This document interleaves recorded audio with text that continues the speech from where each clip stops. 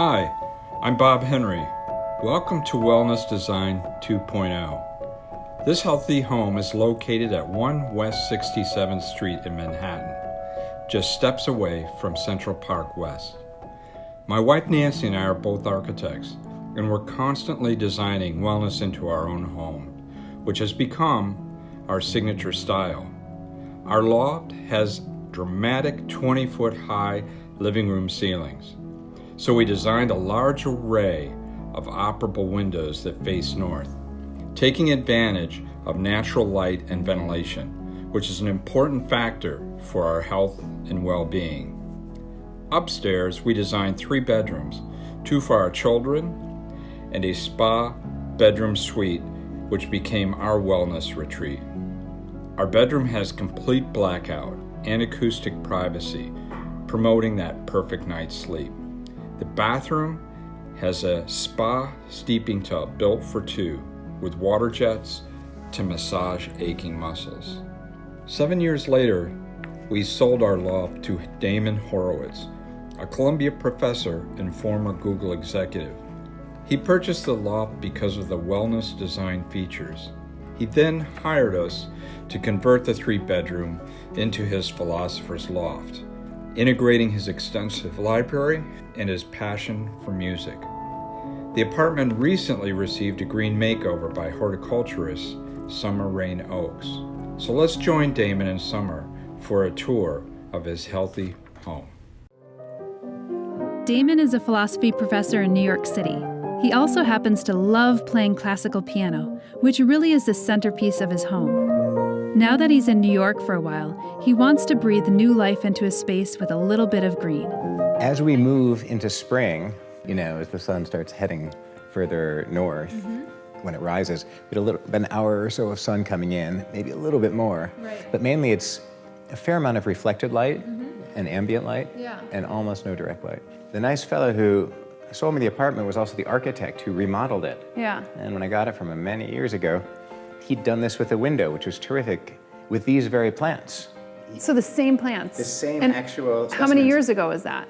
He probably put them in almost a decade ago. Oh my God. It's been an extremely long time, but he put some kind of special soil, I think, in these plastic cups within these planters. And they're lined up so that when you water one, it drips down into the others, which is just terrific. I love these. It's such a great use of an interior window. Yeah. Like, this is a pleasant place to look now instead of Looking out at a building. Yeah, exactly. I just like this being as green as possible. So it doesn't need to be manicured for a certain style. Whatever we need to do to make them healthier, greener, bushier would be lovely.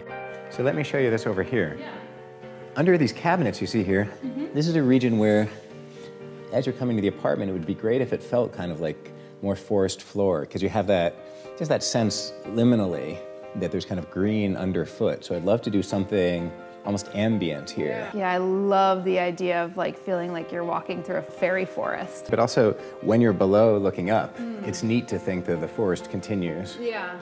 I think it could be neat because the architect made an interior window here between 2 rooms, and so it's as though it's a window to the outside. And so the idea of something growing would be, in keeping with that idea. And then this is your bathroom. The architect comes from a background of designing spas and so forth. And so he put in all these touches that are things you have in spas, different ways of raining and so forth. Oh, that's so nice. I'm not sure if you can rain like this, Wow. or it can rain like that.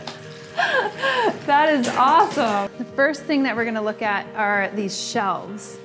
And we just added a few extra plants here with some of the planters. You can see this really beautiful Japanese one. Yes, this is the same plant from the kitchen and also the one that I did a replacement down there. So this is another Scindapsus. These actually shingle in nature, but most people buy them as hanging basket plants, so they will start to trail down. And this looks kind of like the Christmas cactus I have. It does. It's actually another type of jungle cactus called a Rhipsalis. And so these are also a little bit more conditioned for dappled light conditions, but this is what you're going to be waking up to every morning. That's incredible. What do we have in here? We saw this in the store. Yes, so these are the Phoetonias that you liked. Yeah, yeah. So this is a white nerve plant and this is a pink nerve plant. This one I thought you'd really like. It hasn't really opened out its leaves, but you could see that it has this like black velvety sheen with like pink pinstripes. That's a Ludicea discolor. It's actually a type of orchid, but it's called a jewel orchid for the color of its leaves. These are rabbit's foot ferns, and you have some orchids and anthurium in the back, and then you actually have some live moss along the edges. Oh, over here. cool. This is like a little Ikebana vase, and you could just put like, you know, cut flowers or dried flowers in here, but I really love the shape of this. And it also reminded me just of like, it's not a music note, but it kind of has like an element of music. It looks like a horn. Yeah, a little bit like that. Yeah, it's gorgeous. And I got you this book. I've heard this is like one of the more comprehensive on Japanese philosophy, so.